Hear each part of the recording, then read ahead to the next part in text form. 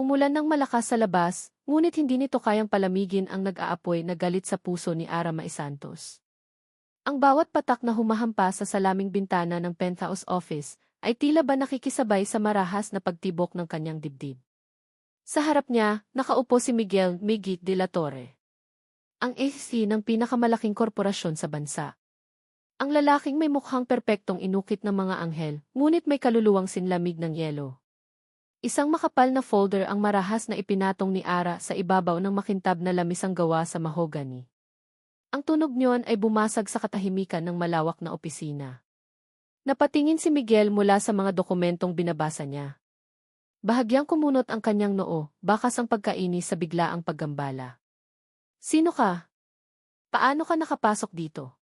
Hindi sumagot si Ara. Sa halip, itinulak niya ang folder palapit sa lalaki. Ang mga mata niya ay matalim, puno ng determinasyong pinanday ng ilang buwang pagluluksa at pagpaplano. Buksan mo, malamig niyang utos. Ang boses niya ay walang bahid ng takot, tanging kasiguraduhan lamang.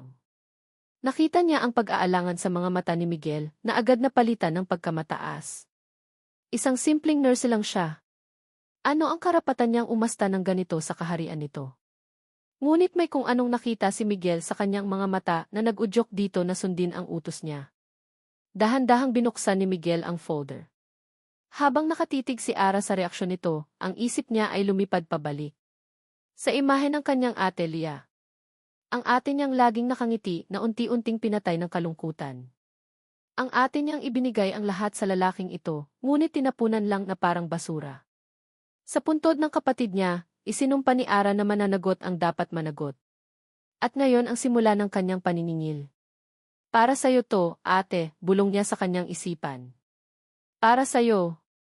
Nagsimulang magbago ang ekspresyon sa mukha ni Miguel. Ang pagiging kampante nito ay unti-unting nabura, napalitan ng pagkabigla. Nakita ni Ara kung paano nanigas ang kanyang panga habang tinitingnan ang mga litrato. Mga litrato nila ni Lia na magkasama, masaya. Mga kopya ng matatamis na text messages na ipinadala nito sa kapatid niya. At ang huli, ang pinakamabigat sa lahat. Isang sulat. Ang sulat na iniwan ni Lia bago ito tuluyang sumuko.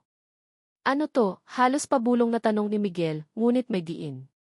Itinaas niya ang kanyang tingin, at sa unang pagkakataon, nakita ni Ara ang isang emosyon sa mga mata nito bukod sa pagkamataas, pagkalito. Marahil kaunting takot. Is this blackmail, Miss Santos? Ara Maisantos, pagpapakilala niya.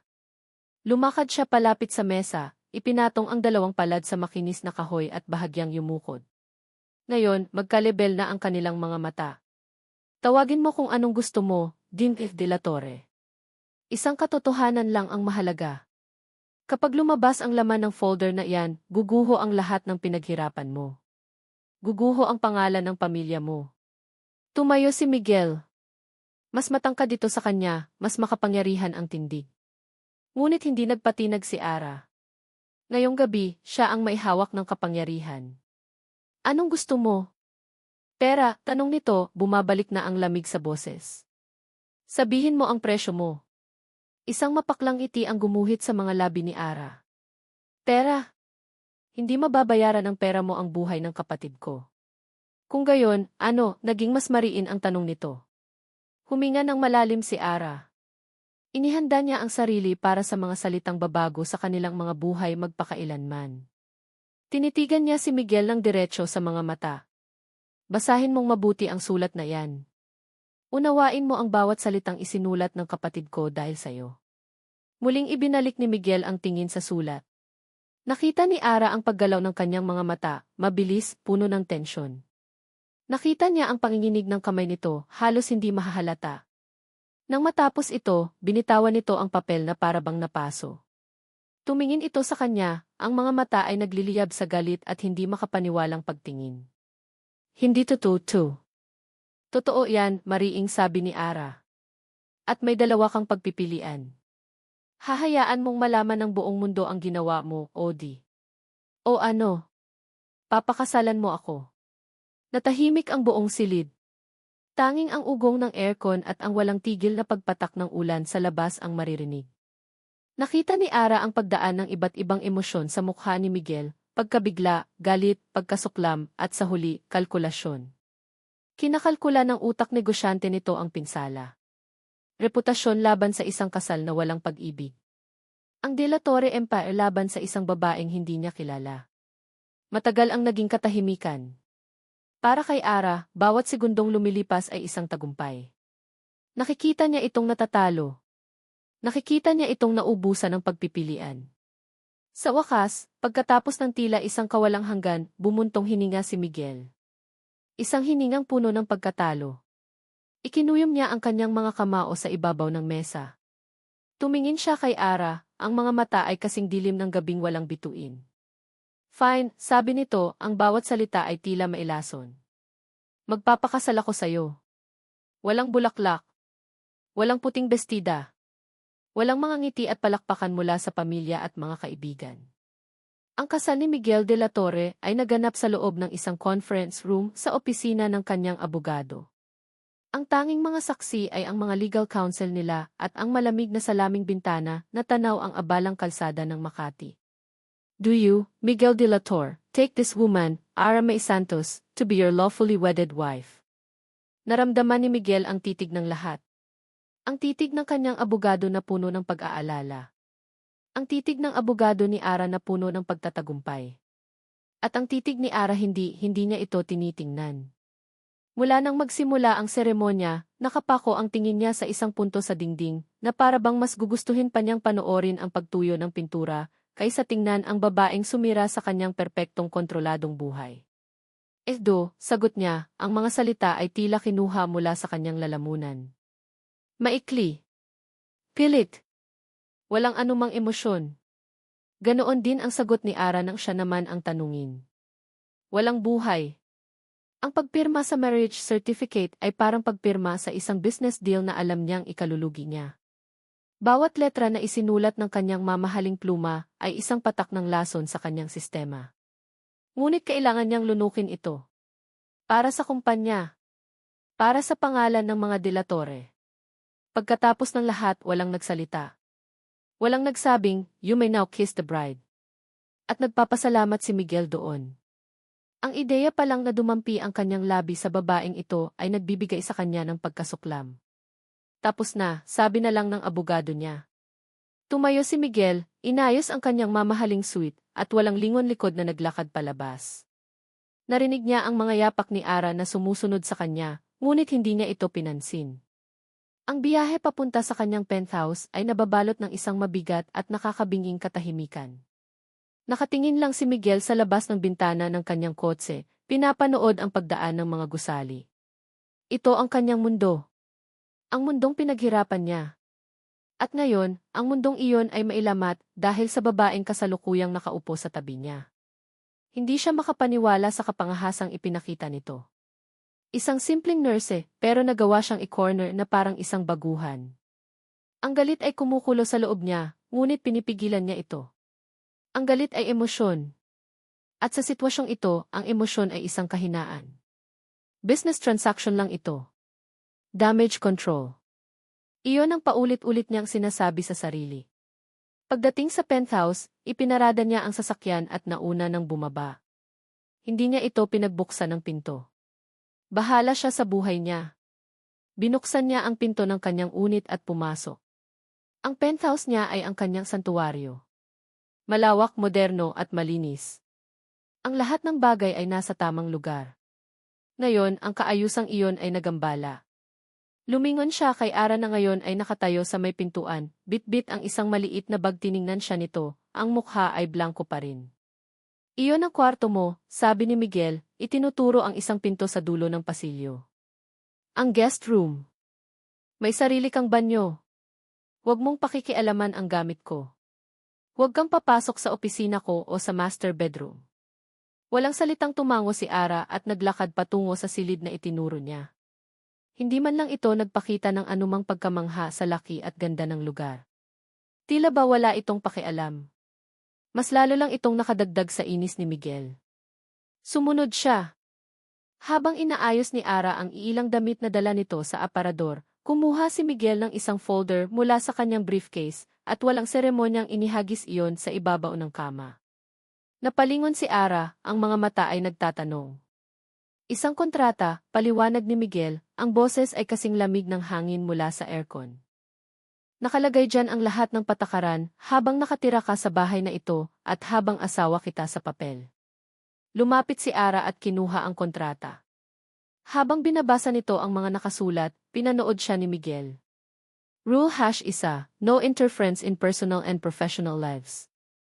Rule #2, public appearances will be scheduled and mandatory. Rule #3, no personal questions. No emotional attachments. Rule #4, this marriage is a business arrangement. Act accordingly. Inaasahan ni Miguel na magagalit ito, magrereklamo, o kahit man lang magpakita ng anumang reaksyon. Ngunit wala. Binasa lang nito ang bawat pahina na may seryosong mukha. Pagkatapos, kumuha ito ng ballpen mula sa kanyang bag at walang pag-aalangang pinirmahan ang kontrata. Ibinigay nito sa kanya pabalik ang folder. Okay, iyon lang ang sinabi nito. Ang simpleng salitang iyon ay mas lalong nagpainit ng ulo ni Miguel. Sino ba ang babaeng ito? Gawa ba sa bato ang puso niya? Good, sabi na lang niya at tinalikuran na ito. Pumasok siya sa kanyang opisina at isinara ang pinto. Kailangan niyang magtrabaho para malimutan ang bangungot na ito. Ngunit kahit anong pilit niyang ituon ang isip sa mga numero at ulat, ang imahe ng blangkong mukha ni Ara ay pilit na sumisingit. Gabi na nang lumabas siya. Tahimik ang buong penthouse. Marahil ay natutulog na ito. Mas mabuti. Mas kaunting interaksyon, mas maganda. Papunta na sana siya sa kanyang silid nang may marinig siyang isang tunog mula sa kwarto ni Ara. Isang tunog ng isang taong nahihirapan, nasusuka. Napatigil si Miguel. Kumunot ang noo niya, hindi dahil sa pag-aalala, kundi dahil sa pagkairita. Ano na namang drama ito? Hindi niya dapat pakialaman. Iyon ang sinasabi ng isip niya. Wala siyang pakialam. Ngunit ang tunog ay nagpatuloy. Isang mahinang pag-ungol ang kasunod. Napabuntong hininga siya sa inis. Lumakad siya palapit sa pinto ng silid nito at kumatok ng marahan ngunit formal. Anong nangyayari sa'yo? Tanong niya sa nakasarang pinto. Ang boses ay walang anumang kabaitan. Narinig ni Ara ang tanong ni Miguel mula sa labas ng pinto, ngunit hindi niya magawang sumagot. Nakaluhod siya sa malamig na sahig ng banyo, nakayakap sa inidoro, at hinahabol ang kanyang hininga. Muli na namang kumulo ang kanyang sikmura, at isa pang bugso ng pagkahilo ang kanyang naramdaman. Wala to, pilit niyang isinagot, ang boses ay nanginginig at mahina. Pagod lang siguro. Narinig niya ang mga yabag ni Miguel na papalayo. Isang bahagi niya ang nakahinga ng maluwag. Ayaw niyang makita siya nito sa ganitong kalagayan, mukhang mahina at kaawa-awa. Ang isa pang bahagi niya ay nakaramdam ng isang maliit na kirot. Ganoon na lang iyon? Isang tanong tapos wala na? Siyempre. Ano ba ang inaasahan niya? Iyon naman ang nakasulat sa kontrata. Walang pakialamanan. Nang maramdaman niyang kumalma na ang kanyang tiyan, dahan-dahan siyang tumayo. Naghilamos siya ng mukha at tiningnan ang sarili sa salamin. Namumutla siya. May maitim na bilog sa ilalim ng kanyang mga mata. Sa loob ng halos isang linggo mula noong kasal nila, ito na ang naging routine niya. Paggising sa umaga, diretso sa banyo para magsuka. Sa una, inisip niyang dahil lang ito sa stress. Ang bigat ng kanyang ginagawa, ang pagtira sa iisang bubong kasama ang lalaking kinasusuklaman niya, sapat na iyon para magkasakit ang sinuman. Ngunit may isa pang posibilidad na pilit na sumisingit sa kanyang isipan. Isang posibilidad na kinatatakutan niyang harapin. Bilang isang nurse, alam niya ang mga senyales. Ang pagkahilo sa umaga. Ang pagiging sensitibo sa amoy. At ang pinakahalata sa lahat, ang hindi niya pagkakaroon ng buwanang dalaw. Hindi. Hindi maaari, sabi niya sa sarili. Nag-iingat kami. Ngunit naaalala niya ang gabing iyon. Ang nag-iisang gabi. Bago pa ang lahat ng ito, bago pa niya isinagawa ang kanyang plano. Isang gabi ng kahinaan, isang gabi kung saan ang lungkot at galit ay naghalo, at nagising na lang siya sa kama ng lalaking ito. Iyon ang gabing nagbigay sa kanya ng huling piraso ng ebidensya, ngunit iyon din ang gabi. Kinabukasan, hindi na niya natiis. Kailangan niyang malaman. Nagsuot siya ng baseball cap at malaking salamin, nagtago sa likod ng isang disgis na alam niyang hindi perpekto, at pumunta sa pinakamalapit na pharmacy. Bawat hakbang niya ay mabigat. Bawat paghinga niya ay parang may nakadagan sa kanyang dibdib. Nang makuha na niya ang maliit na kahon, dali-dali siyang umuwi. Naabutan niyang wala si Miguel. Mabuti. Kailangan niya ng privacy para dito. Pumasok siya sa kanyang banyo at nilock ang pinto. Nanginginig ang kanyang mga kamay habang binubuksan ang kahon at binabasa ang instructions, kahit nakabisado na niya ang mga ito. Sinunod niya ang bawat hakbang. At pagkatapos, inilapag niya ang maliit na puting stick sa ibabaw ng lababo. Ang 3 minutong paghihintay ay parang 3 taon. Nakatayo lang siya roon, nakatitig sa bagay na iyon na magdidikta ng kanyang kinabukasan. Ang isip niya ay blanko. Ang puso niya ay tumitibok ng sobrang bilis na parang gusto nang kumawala sa kanyang dibdib. Paano kung totoo ang hinala niya? Anong gagawin niya? Ang buong plano niya ay nakasentro sa paghihiganti. Sa pagpapahirap kay Miguel. Paano papasok ang isang bata sa lahat ng ito? Isang bata na anak din ni Miguel de la Torre. Ang anak ng lalaking pumatay sa kapatid niya. Napapikit siya. Naalala niya ang ate Lian niya. Ang pangarap nitong magkaroon ng sariling pamilya. Ang pangarap na tinapos ni Miguel. At ngayon, siya, si Ara, ang maaaring magdadala ng pangarap na iyon kasama ang lalaki ring iyon. Napakasalimuot. Napakasakit. Nang sa wakas ay naglakas loob siyang dumilat, tiningnan niya ang resulta. 2 guhit. Malinaw. Walang duda. 2 guhit na sumisigaw ng katotohanang ayaw niyang tanggapin. Napahawak si Ara sa lababo para suportahan ang sarili. Ang mga tuhod niya ay biglang nanlambot. Ang hangin ay tila naubos sa kanyang baga. Ang mundo niya ay umikot. Buntis siya. Buntis siya sa anak ng kanyang kaaway. Hindi niya alam kung gaano siya katagal na nakatayo roon, nakatitig lang sa 2 linyang iyon. Ang kanyang plano, ang kanyang perpektong plano ng paghihiganti, ay biglang nagkalamat. Isang lamat na hindi niya kayang ayusin. Naramdaman niya ang pag-init ng kanyang mga mata. Sunod-sunod na pumatak ang kanyang mga luha sa malamig na tiles ng sahig. Hindi ito luha ng saya. Ito ay luha ng takot, ng pagkalito, ng galit sa sarili. Bakit niya hinayaang mangyari ito? Tumayo siya sa harap ng salamin. Itinapat niya ang kamay sa kanyang tiyan na patagpa. May buhay sa loob niya. Isang buhay na walang kasalanan. Isang buhay na nabuo mula sa isang pagkakamali, mula sa isang gabing puno ng magkasalungat na emosyon. Ang plano niya ay saktan si Miguel. Pero paano niya gagawin iyon nang hindi sinasaktan ang sarili niyang anak? Bigla, bumukas ang pinto ng kanyang silid. Hindi niya ito na-ilock. Narinig niya ang boses ni Miguel. Ara! May meeting ako sa loob ng 1 oras. Siguraduhin mong. Napatigil ito sa pagsasalita nang makita siyang lumabas mula sa banyo. Nakita nito ang pamumugto ng kanyang mga mata. Nakita nito ang hawak niya sa kanyang kamay. Humarap sa kanya si Ara, ang luha ay patuloy na dumadaloy sa kanyang mga pisngi. Wala na siyang lakas para itago ito. Wala na siyang lakas para magpanggap na malakas. Itinaas niya ang kamay niya, ipinakita ang pregnancy test. Hindi siya nagsalita. Hinayaan niyang ang 2 guhit ang magpaliwanag ng lahat. Nakita niya ang pagbabago sa mukha ni Miguel. Mula sa pagkainis, naging pagtataka, at pagkatapos ay naging isang ganap na pagkabigla. Ang mga mata nito ay nanlalaki, nakatitig sa maliit na puting bagay sa kanyang kamay na para bang iyon ay isang bombang sasabog anumang oras. Nakita ni Ara kung paano namutla ang mukha nito, kung paano bahagyang bumukas ang mga labi nito na walang namumuong salita. Ang lalaking laging kontrolado, ang isihi na kayang paikutin ang mundo sa kanyang mga kamay, ay sa unang pagkakataon ay mukhang nawawala sa sarili.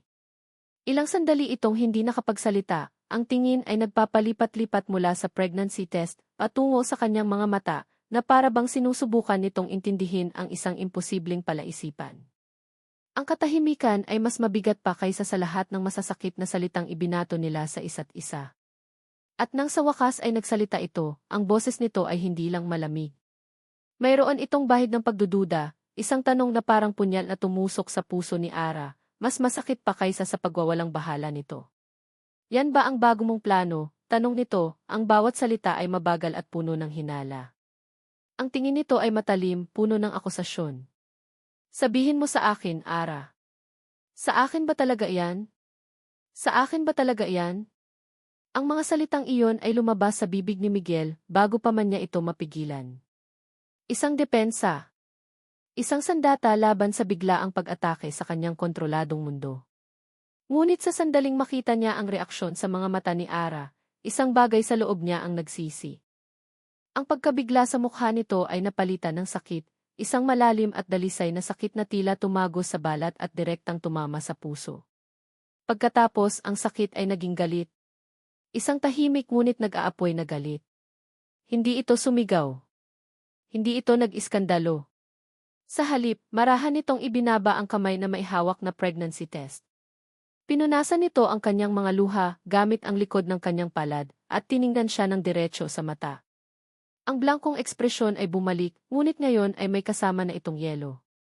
Huwag kang mag-alala, Jim F. De La Torre, sabi nito, ang boses ay formal at walang emosyon. Hindi ko gagamitin ang batang ito laban sa iyo.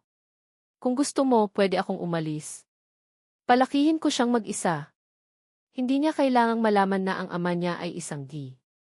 Napatigil ito, tila pinipigilan ang sariling sabihin ang mga salitang gusto nitong isumbat sa kanya. Ang banta ng pag-alis nito, kasama ang kanyang anak, ay nagdulot ng isang kakaibang kilabot kay Miguel. Hindi takot sa eskandalo. Iba ito. Ito ay pakiramdam ng pagkawala ng isang bagay na hindi pa nga niya tuluyang pag-aari. Pumasok si Ara sa kwarto nito at isinara ang pinto ng walang anumang ingay. Ngunit ang tahimik na pagsarang iyon ay mas malakas pa kaysa sa isang malakas na kalabog. Naiwan si Miguel na nakatayo sa pasilyo, nakatitig sa nakasarang pinto. Ang akusasyon niya ay nakabitin pa rin sa hangin, mabaho at nakakalason. Gabi na. Hindi na natuloy ang meeting ni Miguel. Hindi niya magawang umalis ng bahay. Nagkulong siya sa kanyang opisina, ang kanyang santuwaryo na ngayon ay parang kulungan. May isang baso ng mamahaling whiskey sa kanyang mesa, ngunit hindi niya ito ginagalaw. Ang isip niya ay naglalaro ng paulit-ulit na eksena, ang mga mata ni Ara na puno ng luha, ang dalawang guhit sa pregnancy test, at ang masakit na katotohanan sa likod nito. Hindi niya alam kung bakit niya nasabi iyon. Marahil ay dahil sa galit. Dahil sa pakiramdam na nawalan siya ng kontrol. Ngunit alam niya, sa kaibuturan ng kanyang pagkatao, na ang batang iyon ay sa kanya. Naalala niya ang nag-iisang gabi na iyon. Isang pagkakamali. Isang gabi ng kahinaan na ngayon ay may permanenteng kahihinatnan. Isang De La Torre. Ang kanyang dugo. Ang kanyang tagapagmana. Ang mga salitang iyon ay umalinggaw sa kanyang isipan. Sa buong buhay niya, ang legacy niya ay ang mga gusali, ang kumpanya, ang yaman. Ngayon, may isang legacy na humihinga, tumitibok, at kasalukuyang nasa sinapupunan ng babaeng kinasusuklaman niya. Kinaumagahan, maaga siyang nagising. Hindi siya nakatulog ng maayos. Ang unang pumasok sa isip niya ay si Ara. At ang bata. Lumabas siya ng kanyang silid at nakita niya ang pinto ng kwarto ni Ara na bahagyang nakaawang. Sumilik siya at nakitang wala ito roon. Isang biglaang kaba ang kanyang naramdaman. Umalis na ba ito? Dali-dali niyang tinungo ang kusina.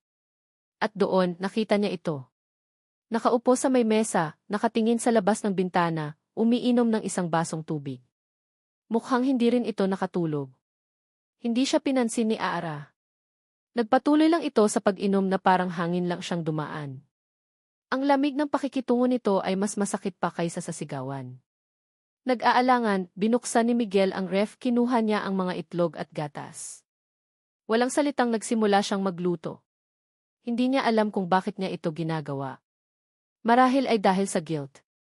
O marahil ay dahil sa isang damdamin na hindi pa niya kayang pangalanan. Nagluto siya ng scrambled eggs at toast at nagtimpla ng gatas. Inilapag niya ang plato at baso sa harap ni Ara, sa tabi ng baso nito ng tubig. Hindi pa rin ito tumitingin sa kanya. Kainin mo to, sabi ni Miguel, ang boses ay mas mahina kaysa sa karaniwan. Hindi ito isang utos, kundi isang pakiusap. Ilang sandali itong hindi gumalaw. Akala ni Miguel ay babaliwalain lang siya nito. Ngunit pagkatapos ng ilang segundo, dahan-dahan nitong kinuha ang tinidor. Hindi nagsalita si Miguel. Umupo siya sa kabilang dulo ng mahabang mesa, binuksan ang kanyang laptop at nagpanggap na nagtatrabaho. Ngunit sa gilid ng kanyang mga mata, pinagmamasdan niya ito. Pinanood niya itong kumain ng dahan-dahan, bawat subo ay tila pinipilit. Ngunit inubos nito ang pagkain. Inubos nito ang gatas. Isang maliit na bahagi ng bigat sa dibdib ni Miguel ang nabawasan. Nang araw na iyon, habang nasa opisina, hindi niya may alis sa isip ang kalagayan ni Ara. Tinawagan niya ang kanyang personal assistant. Hanapin mo ang pinakamagaling na obgyn sa Manila, utos niya. I-book mo ang pinakamaagang appointment para kay Emres de la Torre. May pagtataka sa boses ng kanyang assistant, ngunit sumunod ito kaagad. Pagkatapos ng tawag, napasandal si Miguel sa kanyang upuan. Emres de la Torre. Ang sarap pakinggan, ngunit mali ang dahilan. Nang gabi ring iyon, ipinaalam niya kay Ara ang tungkol sa appointment. Tumango lang ito bilang sagot. Walang pasasalamat, walang reklamo. Tanging isang malamig na pagtanggap. Sa araw ng appointment, sinamahan niya ito. Habang nasa waiting area, ang katahimikan sa pagitan nila ay nakakabingi. Pareho silang nakatingin sa magkaibang direksyon. Nang tawagin ang pangalan nito, tumayo ito at akmang papasok na mag-isa. Sasama ako, sabi ni Miguel, isang desisyon na ikinagulat niya mismo. Tiningnan siya ni Ara, ang mga mata ay nagtatanong, ngunit hindi na ito umimik. Sa loob ng klinik, habang isinasagawa ang ultrasound, nakatingin lang si Miguel sa monitor. Sa una, puro itim at puti lang ang nakikita niya. Ngunit pagkatapos, itinuro ng doktora ang isang maliit na tuldok na kumukurap-kurap. That's the heartbeat, sabi ng doktora na may ngiti. Strong and steady. Narinig ni Miguel ang biglaang paghinga ni Ara sa tabi niya. Nang lingunin niya ito, nakita niyang nakatitig ito sa screen, ang mga mata ay nanlalaki at may isang butil ng luha na dumaloy sa pisngi nito. Ngunit ngayon, ang luha ay hindi na mukhang dahil sa takot. Iba na. Tumingin muli si Miguel sa screen, sa maliit na kumukurap-kurap na buhay. Isang tibok ng puso. Isang buhay na siya ang dahilan. Sa sandaling iyon, ang lahat ng galit, ang lahat ng pride, ay tila pansamantalang naglaho. Napalitan ito ng isang damdaming hindi niya panaramdaman kailanman. Pagkamangha. Umiti ang doktora. Mukhang may isa pa akong sorpresa sa inyo, sabi nito habang iginagalaw ang probe. Itinuro nito ang isa pang bahagi ng screen. At doon, may isa pang tuldok. Isa pang kumukurap-kurap na tuldok.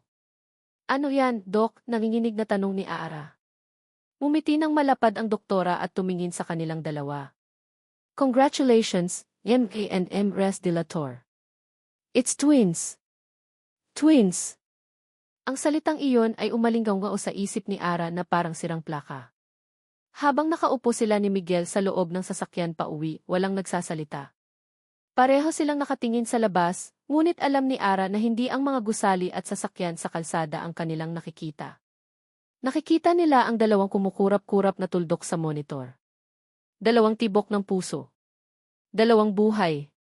Ang plano niya ay simple lang, pumasok sa buhay ni Miguel, sirain ang reputasyon nito, at panoorin itong magdusa, tulad ng pagdurusa ng atelya niya. Ngunit ngayon, ang plano ay nagkaroon ng dalawang komplikasyon. Dalawang maliliit na komplikasyon na kasalukuyang lumalaki sa loob niya. Pinikit ni Ara ang kanyang mga mata. Naramdaman niya ang isang pamilyar na kirot ng galit, galit sa sarili, galit kay Miguel, galit sa tadhana. Ngunit sa ilalim ng galit na iyon, may isa pang damdamin na nagsisimulang sumibol. Isang damdamin na kinatatakutan niyang pangalanan. Pag-asa. Mula ng araw na iyon sa klinika ng doktor, nagbago ang lahat. Ang pagbabago kay Miguel ay hindi biglaan. Hindi ito parang isang switch na biglang binuksan. Ito ay unti-unti, banayad, at halos hindi kapansin-pansin kung hindi mo pag-iisipan. Nagsimula sa pagkain. Napansin ni Ara na palaging may nakahandang prutas sa mesa sa umaga. May mga bote ng gatas sa ref na hindi naman dati umiinom ng gatas si Miguel. Isang gabi, pag-uwi nito mula sa trabaho, may dala itong isang paper bag mula sa isang sikat na restaurant. Kumain ka, sabi lang nito, inilapag ang pagkain sa mesa at dumiretso sa kanyang opisina. Nang buksan ni Ara ang paper bag, nakita niya ang isang mainit na sinigang. Ang paborito niyang ulam. Ang ulam na minsan niyang nabanggit sa telepono habang kausap ang isang kaibigan, hindi niya alam na naririnig pala siya ni Miguel. Habang hinihigop niya ang mainit na sabaw, hindi niya mapigilan ang pag-init ng kanyang mga mata. Bakit niya ito ginagawa? Ito ba ay dahil sa guilt? O dahil sa responsibilidad? Ano man ang dahilan, naramdaman ni Ara ang isang maliit na bitak sa pader ng yelo na itinayo niya sa paligid ng kanyang puso. Habang lumalaki ang kanyang tiyan, nagsimula na rin ang mga sakit sa kanyang katawan. Isang gabi, nagising siya dahil sa matinding pulikat sa kanyang binti. Napasigaw siya ng mahina sa sakit. Ilang segundo lang, bumukas ang pinto ng kanyang silid. Nakatayo roon si Miguel, baka sa mukha ang pag-aalala. Anong nangyari? Tanong nito, ang boses ay nagmamadali. Pulikat lang, sabi ni Ara, pilit na hinihilot ang kanyang binti. Walang salitang lumapit si Miguel. Umupo ito sa gilid ng kama, kinuha ang kanyang binti, at nagsimulang masahiin ito ng dahan-dahan, ngunit may sapat na diin. Nagulat si Ara.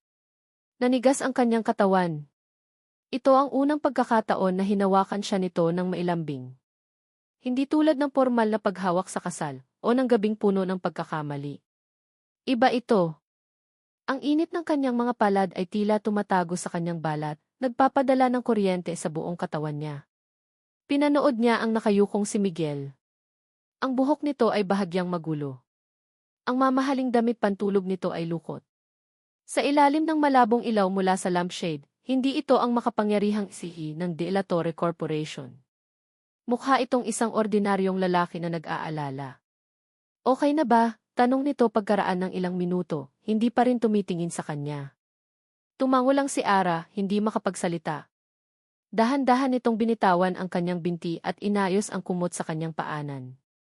Matulog ka na ulit, sabi nito at tumayo na para umalis. Miguel, tawag niya, ang sarili niyang boses ay ikinagulat niya. Lumingon ito mula sa may pinto. Salamat, halos pabulong niyang sabi.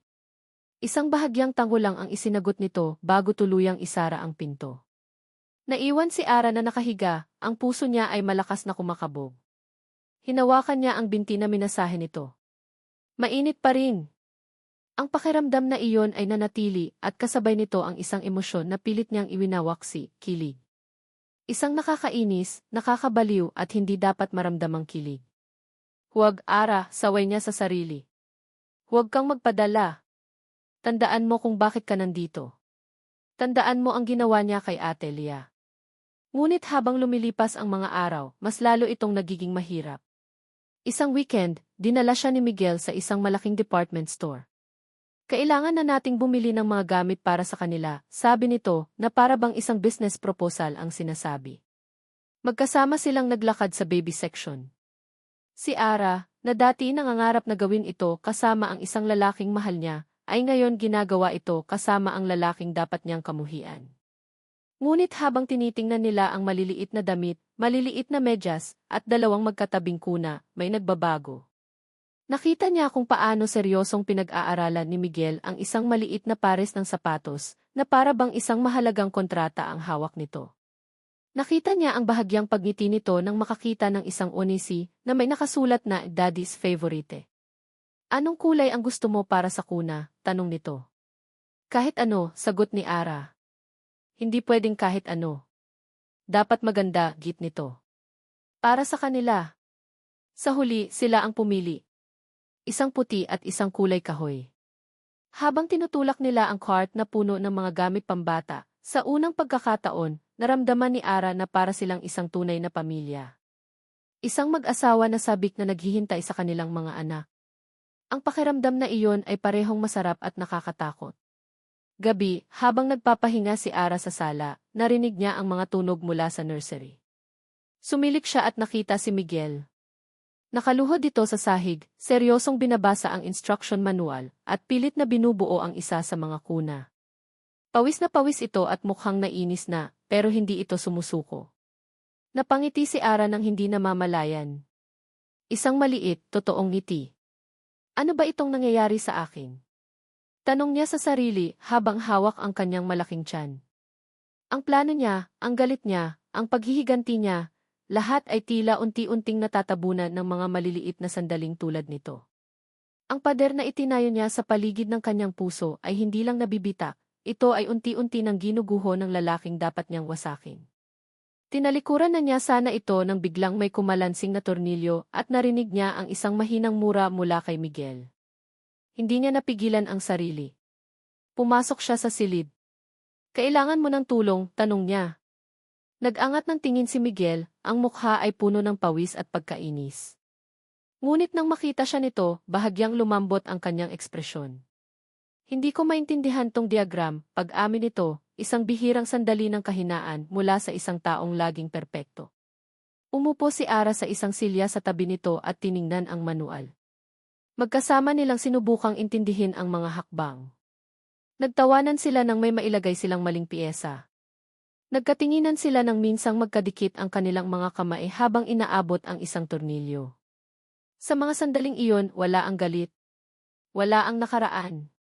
Tanging sila lang, dalawang tao na sabik na naghahanda para sa dalawang buhay na paparating. Habang nagkakagulo sila, biglang tumunog ang cellphone ni Miguel na nasa ibabaw ng isang kahon. Kinuha niya ito para sana isilent, ngunit natigilan siya nang makita ang screen. Nakita ni Ara ang pagbabago sa kanyang mukha. Isang bahagyang paninigas ng panga. Isang kislap sa kanyang mga mata na hindi niya mabasa. Mabilis nitong sinagot ang tawag at lumayo ng kaunti.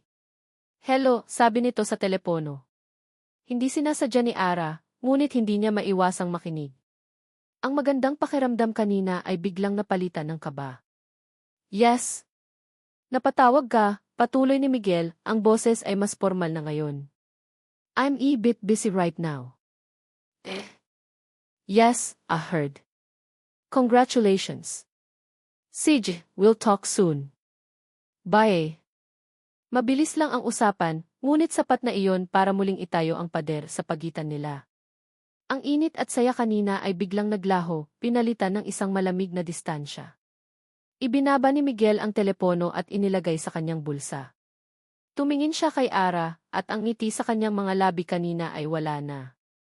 "Sino yon?" Hindi napigilang itanong ni Ara, sinusubukang gawing kaswal ang kanyang tono, ngunit nabigo siya. Nag-iwas ng tingin si Miguel, ibinalik ang atensyon sa kunang binubuo nila. "Wala yon. Kaibigan lang." Ngunit bago pa man niya tuluyang maitago ang kanyang cellphone, nahagip ng mga mata ni Ara ang pangalan sa screen. Isang pangalan na pamilyar sa kanya. Isang pangalan na minsan nang nabanggit ng ate Lia niya sa kanyang mga kwento noon. Katrina. Ang pangalang iyon ay parang isang patak ng lason sa isang baso ng malinis na tubig. Biglang bumalik ang lahat ng pagdududa. Ang lahat ng sakit. Ang lalaking unti-unti nang bumubuwag sa kanyang mga pader ay may koneksyon pa rin sa nakaraan. Ang nakaraan na sinisikap niyang takasan, ngunit pilit siyang hinahabol. Sa buong buhay ni Miguel, hindi pa siya nakaramdam ng ganitong klaseng takot. Nakapag-close na siya ng mga deal na nagkakahalaga ng bilyon-bilyong piso. Nakipagnegosasyon siya sa mga pinakatusong tao sa mundo ng korporasyon. Hinarap niya ang mga board meeting na tila mga execution squad. Ngunit walang kahit ano sa mga iyon ang naghanda sa kanya para sa sandaling ito. Ang pakiramdam na wala siyang magawa. Hawak niya ng mahigpit ang kamay ni Ara, ang kamay ng babaeng pumasok sa buhay niya para sirain siya, ngunit ngayon ay ang tanging koneksyon niya sa gitna ng kaguluhan sa loob ng delivery room. Ang bawat sigaw ni Ara ay parang punyal sa kanyang dibdib. Ang bawat patak ng pawis sa noo nito ay gusto niyang punasan. "Kaya mo yan, Ara," paulit-ulit niyang bulong, hindi niya alam kung para ba ito sa dalaga o para sa sarili niya. Ang mga salita ay parang banyaga sa kanyang dila, ngunit kailangan niyang sabihin. At pagkatapos, sa gitna ng mga tunog ng makina at mga utos ng doktor, isang malakas na iyak ang pumuno sa silid. Isang iyak na bumasag sa lahat ng tensyon. Isang iyak na para kay Miguel ay ang pinakamagandang musika na narinig niya sa buong buhay niya. "It's E-boy," masayang anunsyo ng doktor. Bumitaw si Ara sa pagkakahawak sa kanya, ang katawan ay pagod na pagod ngunit ang mga mata ay biglang nagkaroon ng bagong liwanag. Napatingin ito sa kanya at sa isang saglit, nawala ang lahat. Nawala ang kontrata, ang paghihiganti, ang galit. Ang nakita lang ni Miguel ay ang ina ng kanyang anak. Ngunit hindi pa tapos. Ilang sandali pa, isa pang iyak ang narinig. Mas mahina, ngunit kasing linaw. And girl. Congratulations. Napaupo si Miguel sa silyang nasa tabi niya, ang mga tuhod ay biglang nanghina. Ang damdamin ay napakabigat, napakatindi, na halos hindi niya makayanan. Naramdaman niya ang pag-init ng kanyang mga mata, isang bagay na hindi pa nangyayari sa kanya mula noong bata pa siya. Kambal. Isang lalaki. Isang babae. Ang kanyang mga anak. Nang dalhin na sila sa kanilang private room, doon lang tuluyang humupa ang adrenaline ni Miguel. Si Ara ay nakahiga sa kama, pagod ngunit mapayapa. At sa dalawang magkatabing bassinet, ang kanyang mga anak. Gusto mo siyang kargahin, sir? Tanong ng nurse, tinutukoy ang kanyang anak na lalaki. Nag-alinlangan si Miguel. Paano kung mabitawan niya ito? Napakaliit. Napakabasagin. Ngunit nakita niya ang bahagyang pagtango ni Ara, kaya't naglakas loob siya. Maingat na inilagay ng nurse ang maliit na bundle sa kanyang mga braso. Nagulat si Miguel sa bigat nito, magaan, ngunit ang bigat ng responsibilidad ay halos magpaluhod sa kanya. Pinagmasdan niya ang maliit na mukha na natutulog ng mahimbing. Ang manipis na buhok. Ang maliliit na daliri na nakakuyom. Isang daliri ang idinikit niya sa maliit na palad nito, at agad siyang hinawakan ng mahigpit. Sa sandaling iyon, gumuho ang lahat ng pader na itinayo ni Miguel sa paligid ng kanyang puso. Ito ang legacy niya. Hindi ang mga gusali. Hindi ang pera sa bangko. Itong maliit na nilalang na ito. At ang kapatid nitong babae na natutulog sa bassinet. Napatingin siya kay Ara. Nakita niya ang luhang namumuo sa mga mata nito, ngunit ngayon, alam niyang luha iyon ng saya. Ngumiti siya, isang totoo, hindi pilit na ngiti. Ang unang totoong ngiti na ibinigay niya rito. At sa kanyang pagkagulat, ngumiti rin ito pabalik. Isang sandali ng kapayapaan. Isang sandali ng pagkakaintindihan. Sa silid na iyon, hindi sila ang sihi at ang babaeng naghahanap ng hustisya. Sila ay mga magulang. Sila ay isang pamilya. Ang mga sumunod na oras ay lumipas na parang panaginip. Salita nilang karga ang kambal. Pinag-usapan nila kung kanino kamukha ang mga ito.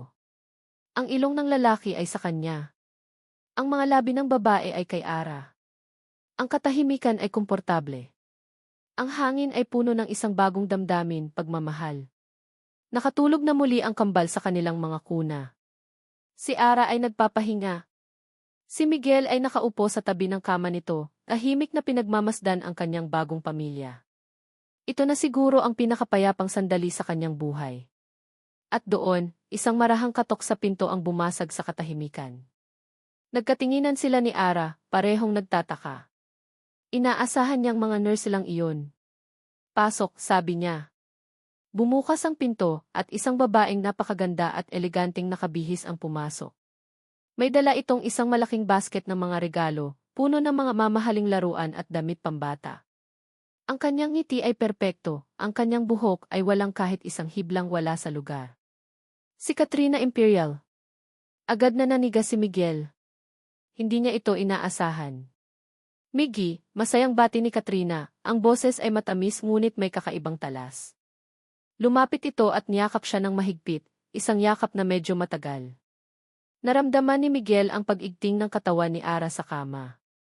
Katrina, anong ginagawa mo dito? Tanong ni Miguel, dahan-dahang kumakala sa yakap. Nabalitaan ko ang magandang balita. Of course, I had to come and congratulate you personally, sabi nito, ang mga mata ay nagniningning. Tumingin ito kay Ara na nakahiga sa kama. And you must be Ara. It's so nice to finally meet you. I'm Katrina. Isa ako sa mga pinakamalapit na kaibigan ni Lia noon. Ang pagbanggit sa pangalan ni Lia ay nagdulot ng biglaang lamig sa silid. Ngumiti si Katrina kay Ara, isang ngiting hindi umabot sa kanyang mga mata. I'm so happy for Miggy, sabi nito, ang boses ay puno ng isang emosyon na hindi mawari ni Miguel. Tumingin ito sa kambal na natutulog. Sana lang nandito si Lia para makita to, siya ang laging nangangarap ng ganito. Sana lang nandito si Lia para makita to, siya ang laging nangangarap ng ganito. Ang mga salita ni Katrina ay parang isang matalim na karayom na direktang tumusok sa puso ni Ara. Ang lahat ng kapayapaan at kaligayahan na naramdaman niya ilang sandali lang ang nakalipas ay biglang naglaho na parang bulang pinaputok. Napatingin siya kay Miguel.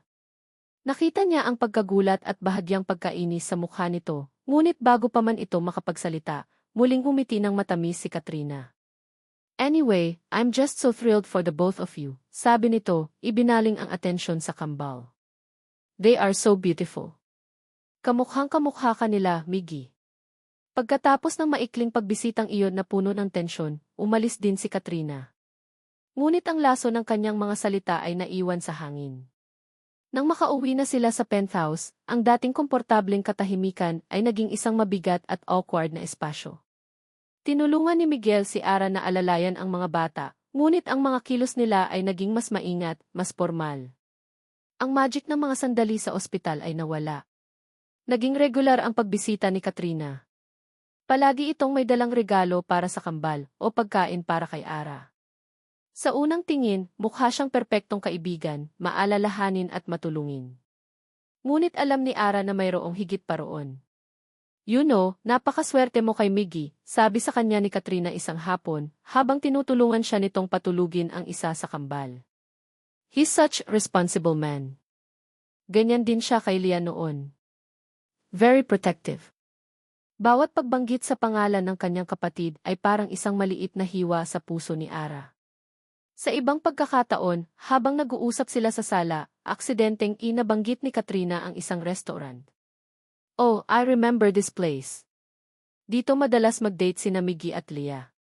Paborito nila ang steak dito. Tinitingnan niya si Ara pagkatapos sabihin ang mga iyon na para bang sinusukat ang kanyang reaksyon.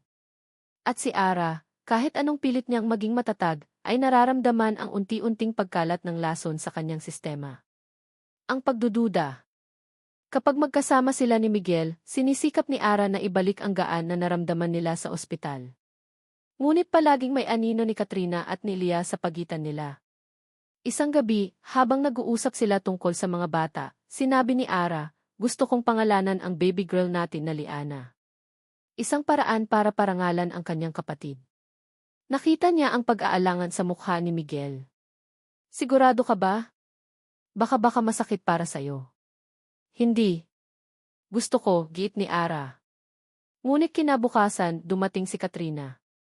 Nang malaman nito ang planong pangalan, umiti ito ng malungkot. That's so sweet of you, Ara. Pero hindi ba parang pinipilit na lang natin? Baka mahirapan si Miggy. Alam mo, si Miggy kapag nagmahal yan, todo-todo. Ganoon siya kay Lia. Baka sa tuwing tatawagin niya ang pangalan ng anak niyo, si Lia lang ang maaalala niya. Ang mga salita ay tila walang mali siya, ngunit ang epekto nito kay Ara ay malalim. Bigla, ang isang magandang ideya ay naging isang masakit na paalala ng kanyang katayuan. Siya ang asawa. Siya ang ina. Ngunit siya ba ang mahal? Nagsimula siyang maging paranoid. Kapag may late night call si Miguel, iniisip niya agad na si Katrina iyon. Kapag tahimik ito at malalim ang iniisip niya na si Elia ang nasa isip nito. Ang pagmamahal na nagsisimula pa lang sumibol sa kanyang puso ay unti-unting nababalutan ng selos at insecurity. Ang babaeng matapang na humarap kay Miguel sa opisina nito ay ngayon nagiging isang babaeng takot at puno ng pagdududa. Isang gabi hindi na niya natiis. Habang naliligo si Miguel, pumasok siya sa opisina nito. Isang bagay na ipinangako niyang hindi gagawin. Naghanap siya. Hindi niya alam kung ano ang hinahanap niya, ngunit kailangan niya ng kasagutan. Sa ilalim ng drawer ng mesa nito, nakakita siya ng isang maliit na kahon. Nanginginig ang mga kamay niya habang binubuksan ito. Sa loob, may iilang bagay lang. Isang tiket sa sign. Isang tuyong bulaklak. At sa ilalim ng lahat, isang litrato. Isang litrato ni Miguel at Lia. Nakayakap si Miguel mula sa likod ni Lia, ang baba ay nakapatong sa balikat nito. Pareho silang nakangiti ng napakalawak, ang kanilang mga mata ay nagniningning sa kaligayahan. Isang perpektong larawan ng dalawang taong nagmamahalan. Naramdaman ni Ara na parang sinaksak siya ng paulit-ulit. Ito ang patunay. Ang patunay na si Elia ang totoong mahal nito. At siya. Siya lang ang responsibilidad. Siya lang ang ina ng kanyang mga anak. Dahan-dahan niyang isinara ang kahon, ang bawat galaw ay mabigat. Binalik niya ito sa drawer.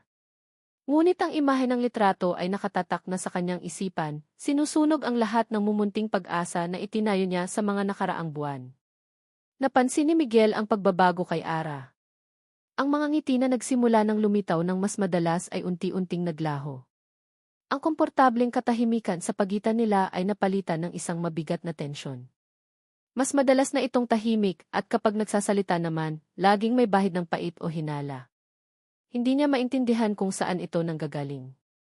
Para sa kanya, ang lahat ay umaayos na.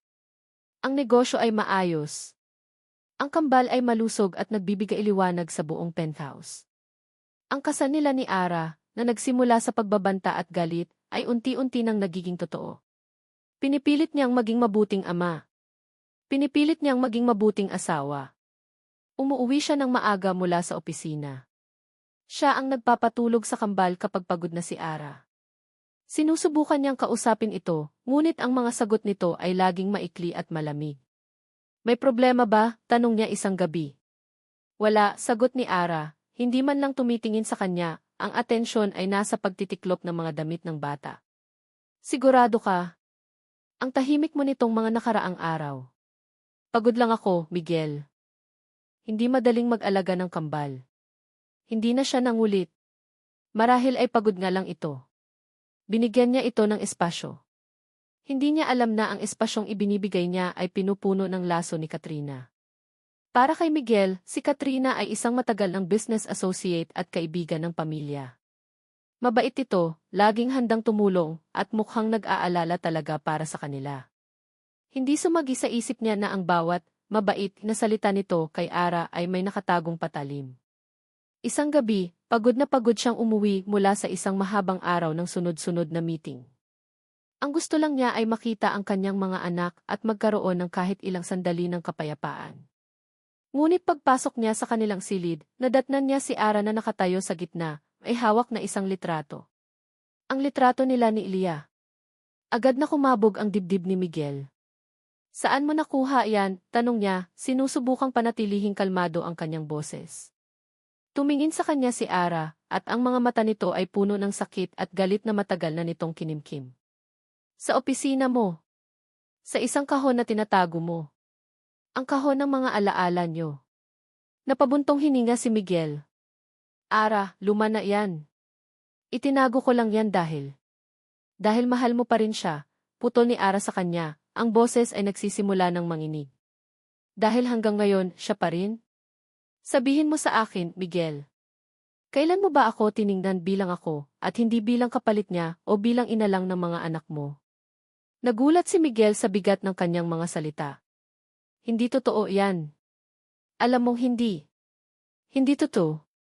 Tumawa si Ara, isang tawang walang saya. Talaga ba? Kaya pala kapag tumatawag si Katrina, bigla kang nag-iiba. Kaya pala sa tuwing nababanggit ang pangalan ni Ilia, nagiging awkward ka. Huwag mo akong gawing tanga, Miguel.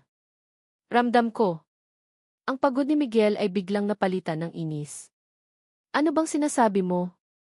Ginagawa ko ang lahat para maging maayos tayo. Para sa pamilyang ito. Pero palagi kang naghahanap ng mali. Palagi kang nagdududa.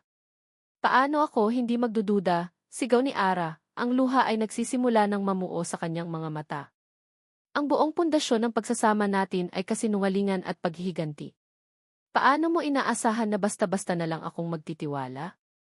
Kailan ka ba magtitiwala sa akin, Ara? Ginagawa ko ang lahat para sa pamilyang ito. Sumigaw na rin si Miguel, ang kanyang frustrasyon ay umabot na sa sukdulan. Ang kapayapaang hinahanap niya ay naging isang battlefield. At doon, sinabi ni Ara ang mga salitang gumiba sa lahat ng magandang nasimulan nila. Mga salitang nagpabalik sa kanila sa pinakaunang araw. Paano ako magtitiwala sa isang lalaking pumatay sa kapatid ko? Natigilan si Miguel. Ang mga salitang iyon ay parang isang malakas na sampal sa kanyang mukha. Ang lahat ng hangin ay tila nawala sa silid. Ang init ng kanilang pagtatalo ay biglang nanlamig. Tinitigan niya si Ara. Ang babaeng unti-unti na niyang minamahal ay tinitingnan pa rin siya bilang isang mamamatay tao. Sa sandaling iyon, naramdaman ni Miguel na wala ng silbi ang lahat ng kanyang ginawa. Wala ng pag-asa. Kung yan pa rin ang tingin mo sa akin, sabi niya, ang boses ay biglang naging walang emosyon, wala na tayong dapat pag-usapan pa. Kinuha niya ang susi ng kanyang kotse, kinuha ang kanyang wallet, at walang lingon likod na lumabas ng silid. Lumabas ng penthouse. Kailangan niya ng hangin. Kailangan niyang lumayo. Habang naglalakad siya sa hallway patungo sa elevator, kinuha niya ang kanyang cellphone. Sa gitna ng galit at sakit, may isang pangalan siyang tinawagan. Bumukas ang pinto ng elevator. Pumasok siya at pinindot ang ground floor button. "Hello, Miggy. Are you okay?" Tanong ng boses sa kabilang linya. "Si Katrina. Narinig ko nag-away kayo. Puntahan kita." Hindi umuwi si Miguel ng gabing iyon. Bawat oras na lumipas ay parang isang dagok sa puso ni Ara. Nakaupo lang siya sa dilim, sa sala, yakap-yakap ang kanyang mga tuhod. Bawat tunog ng sasakyan sa labas ay nagpapatayo sa kanya, nag-aabang, umaasa. Ngunit ang pinto ay nanatiling nakasara. Ang katahimikan ng umaga ay masakit sa tainga. Bawat sulok ng malawak na penthouse ay sumisigaw sa kanyang pag-iisa. Hindi siya nakatulog. Paano siya makakatulog? Ang mga huling salita na binitawan nila sa isa't isa ay paulit-ulit na tumatakbo sa kanyang isipan. Paano ako magtitiwala sa isang lalaking pumatay sa kapatid ko? Nagsisisi ba siya na sinabi niya iyon? Dahil nakita niya ang sakit sa mga mata ni Miguel. Ngunit hindi ba't iyon din ang katotohanan na kinimkim niya sa loob ng mahabang panahon? Sa kalagitnaan ng kanyang pagmumuni-muni, isang matinis na tunog ang bumasag sa katahimikan. Ang tunog ng kanyang cellphone na tumatanggap ng mensahe. Nanginginig niyang kinuha ang telepono mula sa center table. Isang unknown number. Dahan-dahan niyang binuksan ang mensahe. Hindi lang isang litrato, kundi isang serye ng mga litrato. Ang unang litrato, si Miguel, nakaupo sa isang high-end bar. May hawak na baso ng alak, ang mukha ay gusot sa problema. Ang pangalawang litrato, dumating si Katrina, umupo sa tabi niya. Ang kamay ay nakahawak sa braso ni Miguel na para bang inaalo ito. Ang pangatlong litrato, magkatabi sila, ang ulo ni Katrina ay nakasandal sa balikat ni Miguel. Ang anggulo ng kuha ay ginawa itong mukhang napaka-intimate, napaka-komportable.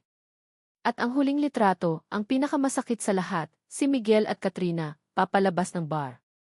Nakahawak si Katrina sa baywang ni Miguel, habang ang braso naman ni Miguel ay nakaakbay sa balikat ni Katrina. Mukha silang isang mag-asawa na uuwi na pagkatapos ng isang mahabang gabi. Bawat litrato ay isang patalim na bumaon ng mas malalim sa puso ni Ara. Naramdaman niya ang pagkaubos ng hangin sa kanyang baga.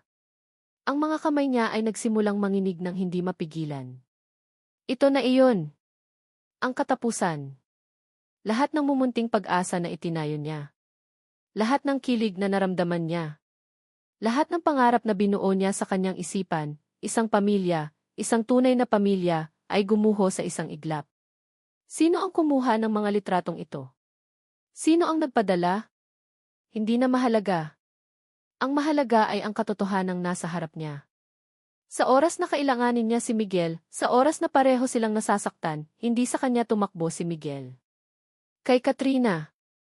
Ang babaeng laging anino sa kanilang pagsasama. Ang babaeng konektado sa nakaraan ni Miguel at Leia. Tumayo si Ara, ang mga tuhod ay tila gelatin. Tama si Katrina. Si Elia ang laging nasa isip ni Miguel. At kapag wala si Elia, si Katrina ang kahalili. At siya, si Ara, isa lang siyang aksidente. Isang responsibilidad. Isang balakid. Ang paghihiganti niya ay nag-backfire. Sa kagustuhan niyang saktan si Miguel, siya ang nasaktan ng husto. Siya ang umibig. Siya ang umasa. Siya ang natalo. Pumunta siya sa nursery. Dahan-dahan para hindi magising ang kambal. Pinagmasdan niya ang kanilang mga payapang mukha. Ang kanyang mga anghel. Ang tanging bagay na tama sa lahat ng ito. Patawarin niyo si Mama, bulong niya, ang mga luha ay nagsisimula na namang dumaloy. Hindi ko kayo kayang palakihin sa ganitong kasinungalingan. Hindi ko kayo kayang palakihin sa isang tahanan na walang pagmamahal. Nang mga sandaling iyon, nagdesisyon siya. Hindi niya na kayang manatili. Hindi niya na kayang magpanggap. Kailangan niyang iligtas ang sarili niya, at higit sa lahat, ang kanyang mga anak, mula sa mas marami pang sakit. Mabilis siyang kumilos, na parang isang robot na walang emosyon. Kumuha siya ng isang malaking bag at inilagay ang mga damit at gamit ng kambal. Kinuha niya ang lahat ng cash na mayroon siya. Hindi siya nagdala ng anumang damit para sa sarili niya. Bumalik siya sa master's bedroom. Ang silid kung saan sila huling nag-away. Kinuha niya ang isang piraso ng papel mula sa mesa ni Miguel at nagsulat. Maikli lang. Walang paliwanag. Walang panunumbat. Pagkatapos, hinubad niya ang singsing sa kanyang daliri. Ang singsing na isinuot sa kanya sa isang kasal na walang pag-ibig, ngunit nagsimulang magkaroon ng kahulugan para sa kanya. Inilapag niya ito sa ibabaw ng sulat. Binuhat niya ang kanyang mga anak, isa-isa, at inilagay sa kanilang mga car seat. Hinalikan niya sila sa noo. Tayo na, mga anak, bulong niya. Walang lingon likod, iniwan ni Ara ang penthouse. Iniwan niya ang buhay na sinubukan niyang buuin. Iniwan niya ang lalaking minahal niya at kinasoklaman ng sabay. Samantala, sa kabilang bahagi ng lungsod, si Miguel ay nagising sa isang hotel room. Ang ulo ay masakit sa hangover at pagsisisi. Ang huling naaalala niya ay si Katrina na naghahatid sa kanya sa hotel dahil lasing na siya. Tinanggihan niya ang alok nitong samahan siya sa taas. Ang una niyang naisip ay si Ara. Kailangan niyang umuwi. Kailangan niyang humingi ng tawad. Mali siya. Mahal niya si Ara at kailangan nitong malaman iyon. Nagmamadali siyang nag-drive pa uwi, ang puso ay puno ng pag-asa. Ngunit pagpasok niya sa penthouse, isang nakakabinging katahimikan ang sumalubong sa kanya. Walang iyak ng bata. Walang amoy ng kape. Ara, tawag niya. Walang sagot. Tinakbo niya ang nursery. Walang laman. Ang mga kuna ay walang sanggol. Tinakbo niya ang kanilang silid. At doon, sa ibabaw ng kama, nakita niya ito. Ang wedding ring na kumikinang sa ilalim ng liwanag ng umaga, at ang isang piraso ng papel sa ilalim nito.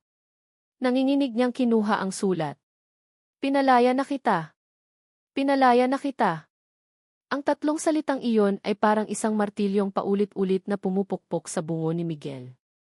Ang papel ay nanginginig sa kanyang kamay. Ang singsing na nasa kanyang palad ay malamig, walang buhay, tulad ng biglaang panlalamig ng kanyang buong katawan. Ara, sigaw niya, ang boses ay desperado, umaalinggaw sa walang lamang penthouse. Ere! Tinakbo niya ang buong unit. Ang kwarto ni Ara, ang aparador na halos wala ng laman. Ang nursery, kung saan ang mga bakanting kuna ay parang mga puntod. Wala. Wala sila. Ang unang pumasok sa isip niya ay panik. Isang dalisay, nakakaparalisang panik na hindi pa niya naramdaman kailanman. Sa isang iglap, nawala ang kanyang pamilya. Nawala ang babaeng hindi niya namalayang minahal na pala niya ng husto. Nawala ang kanyang mga anak. Agad niyang kinuha ang kanyang cellphone. Tinawagan niya ang numero ni Ara. Cannot be reached. Tinawagan niya ulit. At ulit. At ulit. Pareho pa rin. Tinawagan niya ang lahat ng ospital sa Metro Manila, nagtatanong kung may na-admit bang nurse na nagngangalang Ara Maisantos. Wala. Tinawagan niya ang nag-iisang kaibigan ni Ara na kilala niya. Hindi ko alam kung nasaan siya, sir. Hindi rin niya sinasagot ang mga tawag ko, sagot ng kaibigan nito, ang boses ay puno ng pag-aalala. Napaupo si Miguel sa sahig, sa gitna ng sala, napasabunot sa sariling buhok. Ang kanyang perpektong kontroladong mundo ay gumuho. Ano ang gagawin niya? Pagkatapos ng ilang oras ng pagpapanik, napalitan ito ng galit. Galit sa sarili. Bakit siya umalis? Bakit siya uminom? Bakit niya tinawagan si Katrina? Katrina! Biglang may nagbago sa isip ni Miguel. Paano nalaman ni Katrina na nag-away sila? Sinabi ba niya? Hindi niya matandaan. Lasing siya. At paano napunta ang usapan sa pag-aaway nila? Masyadong mabilis. Masyadong planado. Tumayo si Miguel. Ang panik at galit ay unti-unting napalitan ng isang bagong damdamin, determinasyon. Isang malamig at matalas na determinasyon. Kailangan niyang hanapin si Ara. At kailangan niyang malaman ang lahat. Ang unang ginawa niya ay tawagan ang kanyang pinagkakatiwalaang assistant. Mark, kailangan kong makita ang lahat ng TV footage ng building natin kahapon at kaninang umaga. Lahat. Habang hinihintay iyon, sinubukan niyang isipin kung saan maaaring pumunta si Ara. Probinsya. Ngunit saan? Wala itong pamilya kundi si Leah. Wala itong ibang kamag-anak na nabanggit. Maya-maya, ipinadala ni Mark ang video files. Pinanood ni Miguel ang footage.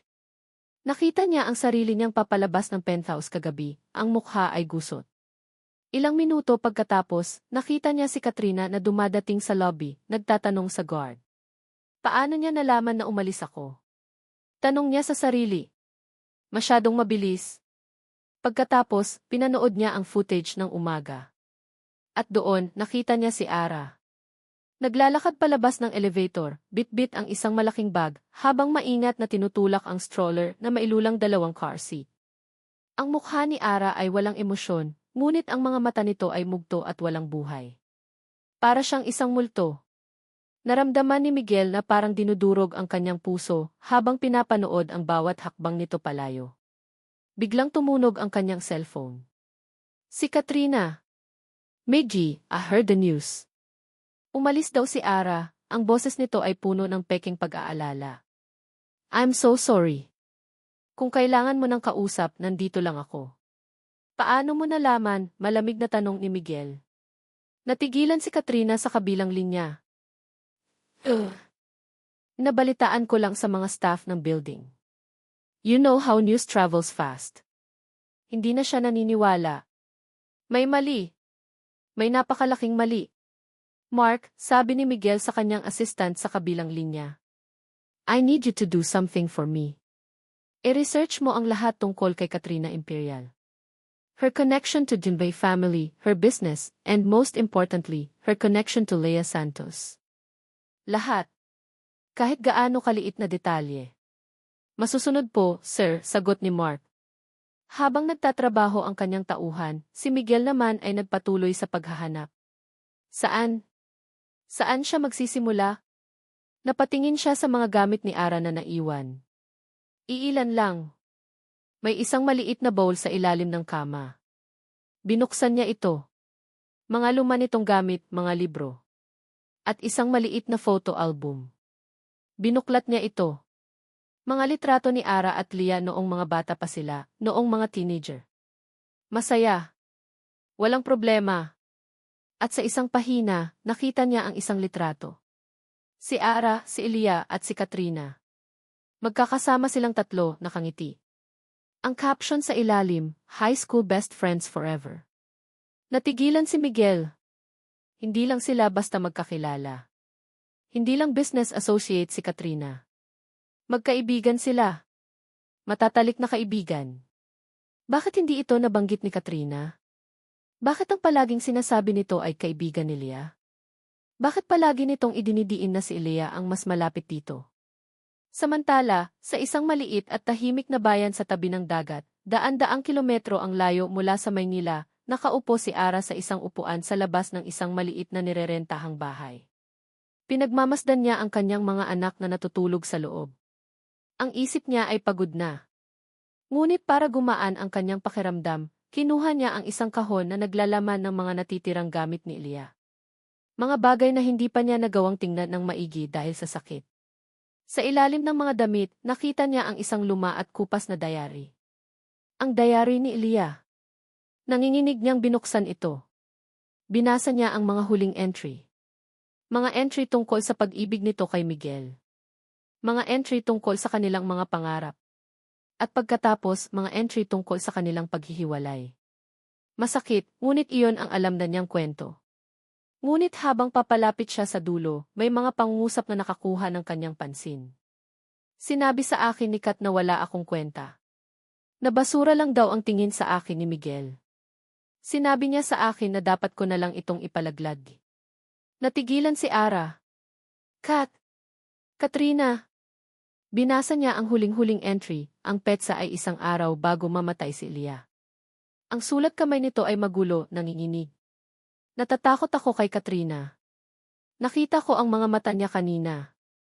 Puno ng galit. Sinabi niya sa akin na kung hindi ako para kay Miguel, dapat wala na lang. Natatakot ako sa kung anong kaya niyang gawin. Bumalik si Miguel sa penthouse. Tumunog ang kanyang telepono. Si Mark. Sir, may nahanap po ako, sabi nito, ang boses ay seryoso.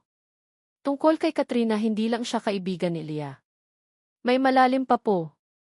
May mga records ng phone calls at isang witness na nagsasabing si Katrina ang huling taong kasama ni Leah bago ito. Hindi na natapos ni Mark ang sasabihin. Hindi na kailangan. Sa parehong sandali, daan-daang kilometro ang layo, nabitawan ni Ara ang diary. Ang katotohanan, isang katotohanang mas masakit at mas nakakatakot kaysa sa inakala niya, ay dahan-dahang lumulubog sa kanyang kamalayan. Ang kanyang paghihiganti. Ang kanyang galit. Lahat ay nakatutok sa maling tao. Book me private helicopter. Now, utos ni Miguel kay Mark, ang boses ay bakal. Hawak niya ang isang papel na may address. Ang address ng isang maliit na resort sa Batangas na pag-aari ng isang malayong kamag-anak ni Katrina. Isang lugar na iaksidenteng kinabanggit ni Katrina noon bilang isang perfect getaway. Isang pahiwatig. Isang bitag. Ngunit ngayon, alam na ni Miguel. Doon niya mahahanap si Ara. Habang nasa himpapawid, ang isip ni Miguel ay isang bagyo. Ang ulat mula kay Mark ay malinaw. Si Katrina, na may matagal ng obsesyon sa kanya, ay sistematikong sinira ang relasyon nila ni Leah. Siya ang nagpakalat ng mga tsismis. Siya ang nagsabi ng masasakit na salita kay Leah na pinalabas niyang galing kay Miguel. Siya ang nag-udyok, nagtulak, at nagmanipula hanggang sa sumuko si Leah. At ngayon, ginagawa niya ulit ito kay Ara. Naramdaman ni Miguel ang isang matinding galit na hindi pa niya naramdaman kailanman. Hindi galit ng isang negosyanteng nasiraan ng deal. Ito ay galit ng isang lalaking pinagkaitan ng pamilya. Tinawagan niya si Katrina. Miggy. Oh my God, tumawag ka. Are you okay? Ang boses nito ay puno ng peking pag-aalala. I need to see you, sabi ni Miguel, pinapanatili ang lamig sa kanyang boses. Sa penthouse. Ngayon na. Of course. I'll be right there. Good, sabi ni Miguel at ibinaba ang tawag. Inilagay niya ang kanyang cellphone sa lamesa, pinindot ang record button. Tapos na ang laro mo, Katrina. Hawak pa rin ni Ara ang diary. Ang mga salita ni Leah ay parang mga multo na sumasayaw sa kanyang harapan. Natatakot ako kay Katrina. Si Katrina. Ang matalik na kaibigan. Ang traitor. Ang totoong demonyo sa kwentong ito. Ang galit na naramdaman niya para kay Miguel ay wala sa kalingkingan ng galit na nararamdaman niya ngayon para kay Katrina. Ngunit sa ilalim ng galit na iyon, mayroong isang mas malalim at mas masakit na damdamin, guilt. Sinisi niya ang maling tao. Sinaktan niya ang maling tao. Minahal niya ang lalaking sinisi niya. Agad siyang kumilos. Hindi na siya maaaring magtago. Kailangan niyang harapin si Miguel. Kailangan niyang sabihin ang totoo. Kailangan niyang humingi ng tawad. Nag-iwan siya ng malaking bayad sa may-ari ng bahay, isinakay ang kambal sa isang van na nirentahan niya, at sinabi sa driver, sa Maynila. Sa Dilator Tower. Pakibilisan po. Habang bumibiyahe, yakap niya ang kanyang mga anak. Babalikan natin ang papa niyo, bulong niya. Aayusin natin to. Pagdating ni Miguel sa penthouse, naroon na si Katrina. Nakaupo ito sa kanyang sofa, na para bang pag-aari nito ang lugar. Umiti ito nang makita siya. Miggy, I'm so worried about you, sabi nito, tatayo sana para yakapin siya. Umupo ka lang, utos ni Miguel, ang boses ay walang anumang init. Natigilan si Katrina, napansin ang pagbabago sa kanya. May problema ba? Gusto ko lang maging tapat ka sa akin, Kat, sabi ni Miguel, umupo sa silyang nasa tapat nito. Ano ba talaga ang nangyari noon kay Leah? Nakita ni Miguel ang bahagyang pagpanik sa mga mata ni Katrina, ngunit mabilis niya itong naitago sa likod ng isang malungkot na ngiti. Miggy, alam mo na. You broke her heart. Hindi niya kinaya. Hindi, sabi ni Miguel, umiling-iling. May kulang pa sa kwento. At alam kong alam mo. Sa eksaktong sandaling iyon, bumukas ang pinto ng penthouse. Pumasok si Ara, ang mukha ay pagod ngunit puno ng determinasyon. Nagulat si Katrina nang makita siya. Nagulat din si Ara na naroon ito. Ngunit ang pagkagulat ay mabilis na napalitan ng galit. Sinungaling ka, Katrina, sabi ni Ara, ang boses ay nanginginig sa pinipigilang emosyon. Lumakad siya palapit, hindi inaalis ang tingin kay Katrina. Ara! Anong ginagawa mo dito? Gulat na tanong ni Katrina. Miggy, anong ibig sabihin nito? Alam ko na ang lahat, sabi ni Ara, ang mga salita ay matalas. Nabasa ko ang diary ni ate. Alam ko na ang mga kasinungalingan mo. Alam ko na kung paano mo siya sinulsulan, kung paano mo siya tinakot. Tumawa si Katrina, isang tawang pilit at nerbyoso. Ano bang pinagsasasabi mo? Nababaliw ka na ba? Miggy, don't listen to her. Ipinabasa niya sa akin ang mga text mo, putol ni Miguel, at doon, nanlaki ang mga mata ni Katrina. Ang mga text na ipinadala mo kay Lia, na pinalabas mong galing sa akin. Ang mga salitang hindi ko kailanman sasabihin. Doon na gumuho ang lahat ng pagkukunwari ni Katrina. Ang kanyang mukha ay nagbago mula sa pag-aalala tungo sa purong galit at pagkasuklam. Tumayo ito, ang mga mata ay nag-aapoy. Ako nga, sigaw nito, ang boses ay matinis at puno ng lason. Ako ang nagsabi sa kanya na wala siyang kwenta. Na isa siyang pagkakamali. Dahil iyon ang totoo. Hindi siya nababagay sa'yo, Miggy. Ako dapat. Ako ang laging nandyan para sa'yo. Ako ang nakakaintindi sa'yo. Tumingin ito kay Ara na may pagkasuklam. At ikaw? Isa ka pang basura. Akala mo ba mananalo ka? Pumatay ka na nga ng kapatid para lang makuha si Miguel, hindi ka pa nakontento. Hindi iyon totoo, sigaw ni Ara. Dapat sa akin si Miguel. Hindi kay Lia. At lalong hindi sa'yo, patuloy na sigaw ni Katrina, nawawala na sa sarili. Kung hindi lang dumating ang mga pesting bata na iyan, dapat matagal ka nang nawala. Dapat. Tama na, sabi ni Miguel, ang boses ay kalmado ngunit may bigat na parang yelo. Itinaas niya ang kanyang cellphone, ipinakita ang screen na nagpapakitang nakarecord ang lahat. Natigilan si Katrina. Ang galit sa kanyang mukha ay napalitan ng takot. Tapos na ang laro mo, sabi ni Miguel. Sa hudyat niya, bumukas ang pinto at pumasok ang dalawang pulis. Nang isara ng mga pulis ang pinto at tuluyan nang mawala si Katrina, isang nakakabinging katahimikan ang pumuno sa penthouse. Ang bigat ng mga revelasyon, ng mga sigaw, at ng mga luhang hindi na ilabas ay nakabitin pa rin sa hangin. Naiwan silang dalawa ni Miguel, nakatayo sa magkabilang dulo ng sala, na parang mga estranghero na nagkita lang muli pagkatapos ng isang mahabang digmaan. Ang mga anak nila ay mahimbing na natutulog sa nursery, walang kamalay-malay sa bagyong katatapos lang. Si Ara ang unang bumasag sa katahimikan. Miguel, sabi niya, ang boses ay mahina at nanginginig. Patawarin mo ako. Tumingin sa kanya si Miguel, ang mga mata ay puno ng isang emosyon na hindi niya mabasa. Pagod, sakit, marahil pag-unawa. Sa lahat, patuloy ni Ara, ang mga luha na kanina pa niya pinipigilan ay nagsimula ng dumaloy. Patawarin mo ako sa pag-aakala kong ikaw ang may kasalanan. Sa paghihiganti ko. Sa pagsasara ko ng puso ko. Nabulag ako ng galit, Miguel. Nabulag ako sa sakit. Lumakad si Miguel palapit sa kanya, bawat hakbang ay mabagal at may pag-iingat. Tumigil ito sa harap niya, isang di pa lang ang layo. Hindi lang ikaw ang dapat humingi ng tawad, Ara, sabi nito, ang boses ay malalim at puno ng pagsisisi. Patawarin mo rin ako. Patawarin mo ako dahil naging duwag ako noon. Iniwan ko si Lea nang hindi ko man lang siya kinausap ng maayos. Naging arugante ako. Kung naging mas mabuti lang akong tao noon, marahil hindi siya naging ganoon kahina laban sa laso ni Katrina. Umiling si Ara. Wala kang kasalanan sa ginawa ni Katrina. May kasalanan ako sa'yo, sabi ni Miguel. Sinaktan kita. Hindi ako nakinig. Hinayaan kong masira tayo ng mga pagdududa. Patawarin mo ako, Ara. Sa lahat. Sa mga sandaling iyon, ang lahat ng pader sa pagitan nila ay tuluyan ng gumuho. Wala nang paghihiganti. Wala nang galit. Tanging dalawang taong nasaktan, dalawang taong nagkamali at dalawang taong nagmamahalan. Mahal kita, Miguel, pag-amin ni Ara, ang mga salita ay lumabas ng walang pag-aalinlangan, puno ng katotohanan. Natakot lang akong aminin. Natakot akong masaktan ulit. Isang maliit na ngiti ang sumilay sa mga labi ni Miguel, isang ngiting puno ng ginhawa.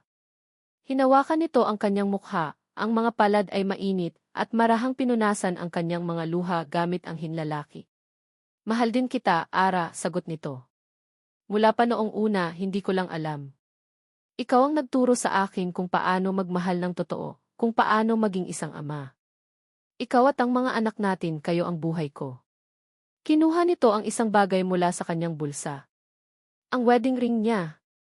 Ang singsing na iniwan niya sa ibabaw ng kanyang sulat. Gusto kong isuot mo ulit to, sabi ni Miguel. Pero hindi na bilang isang kontrata. Hindi bilang isang obligasyon. Kinuha nito ang kanyang kamay at dahan-dahang isinuot ang singsing sa kanyang daliri. Tamang-tama. Isuot mo to bilang simbolo ng pag-ibig natin. Bilang pangako na magsisimula tayo ulit. Bilang isang pamilya. Tumango si Ara, hindi makapagsalita dahil sa sobrang emosyon. Sa halip, niyakap niya si Miguel ng napakahigpit. Ibinuhos niya sa yakap na iyon ang lahat ng sakit, lahat ng pagsisisi, at lahat ng pagmamahal na kinimkim niya. Niyakap siya ni Miguel pabalik, ang mga braso nito ay ang pinakaligtas na lugar sa buong mundo. Ilang buwan ang lumipas. Ang penthouse na dating malamig at walang buhay ay ngayon puno na ng tawanan. Ang mga laruan ng kambal ay nakakalat sa sahig. Ang mga litrato sa dingding ay hindi na mga abstract art, kundi mga litrato ng kanilang pamilya. Isang maaraw na hapon, nasa isang parke sila.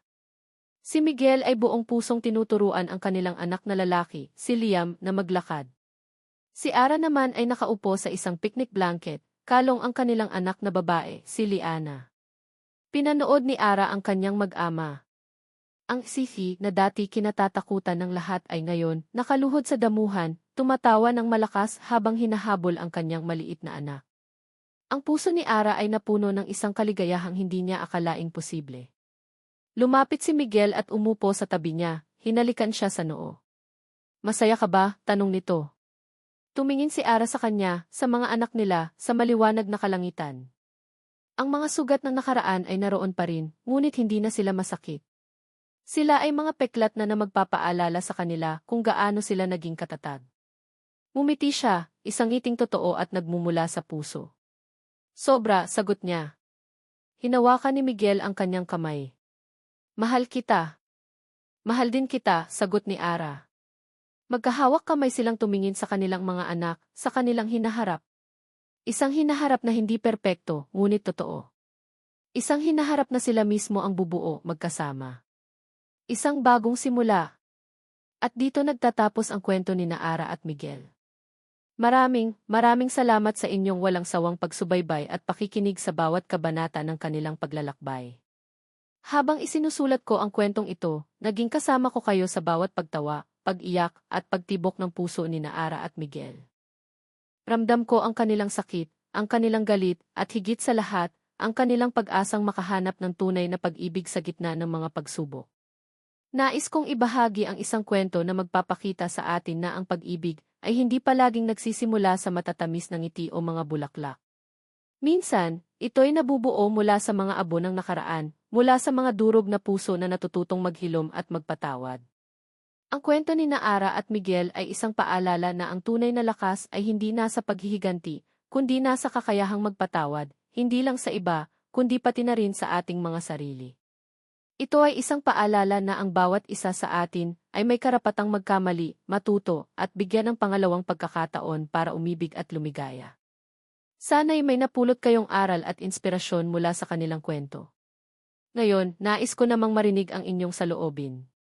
Ano ang pinakapaborito ninyong eksena? Anong aral ang tumatak sa inyong puso? Mangyaring iwanan ang inyong mga komento sa ibaba. Ang inyong mga salita ay napakahalaga at nagsisilbing inspirasyon sa akin na magpatuloy sa pagsusulat ng mga kwentong tatagos sa inyong mga puso. Muli, mula sa kaibuturan ng aking puso, maraming salamat. Hanggang sa ating susunod na kwentuhan.